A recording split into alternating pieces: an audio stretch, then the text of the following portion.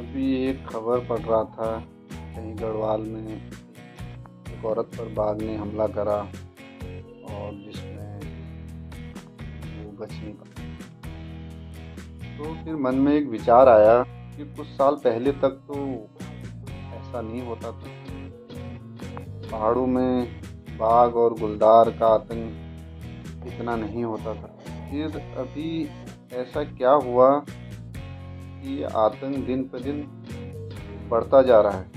इस पे मन में कुछ विचार आया, सोचा कि आप लोगों तक शेयर करूं। तो आप इन विचारों से अगर सहमत हैं तो अपने विचार कमेंट बॉक्स में शेयर कर सकते हैं। आज से कुछ साल पहले जब हम छोटे हुआ करते थे तो हम जंगलों में गाय बकरियां चराने जाया करते थे, और जिन जंगलों में हम गाय बकरियां चराने जाते थे वहाँ करीब 4-5 गांवों के लोग और गाय बकरियां चराने आते थे। जंगलों में 10 से 20 लोगों का आवागमन डेली चलता रहता, तो जंगल साफ रहते थे। तो शायद यही कारण था उन दिनों में बाघ गांव के नज़दीक आते नहीं थे।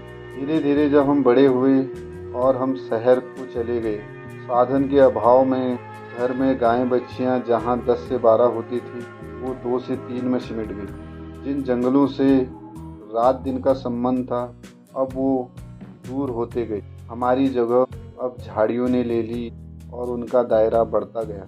नतीजा चारागाह सिमटते चले गए, जिनका परिणाम ये मिला कि अब उन जगहों की जगह बाघ और तेंदुओं ने ले ली। स्कूली रास्ते बंद हो गए, आवागमन के रास्ते कम हो गए।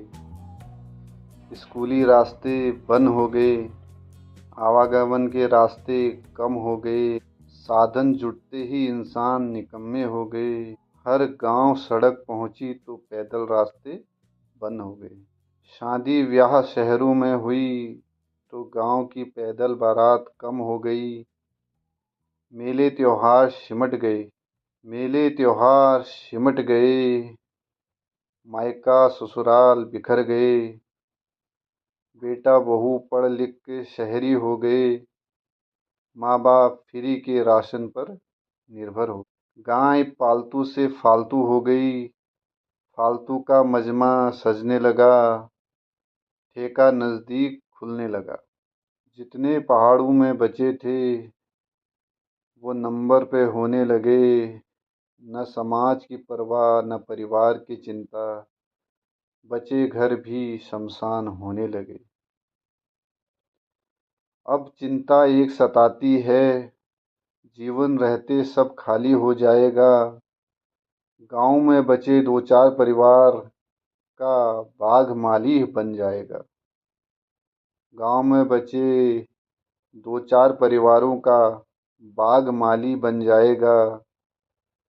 चुन चुन कर मेरे बगीचे से फूल रोज खाएगा। शहरों में बसे मेरे भाई बंद, शहरों में बसे मेरे भाई बंद धरना प्रदर्शन कराएंगे। 25 साल का जख्म है, अब क्या मलहम लगाएंगे। राजनीति में बैठे सभासद रोज ये चिल्लाएंगे। राजनीति में बैठे सभासद रोज ये चिल्लाएंगे, आज नहीं तो कल नया उत्तराखंड बनाएंगे। जय उत्तराखंड, जय पहाड़, जय पहाड़ी।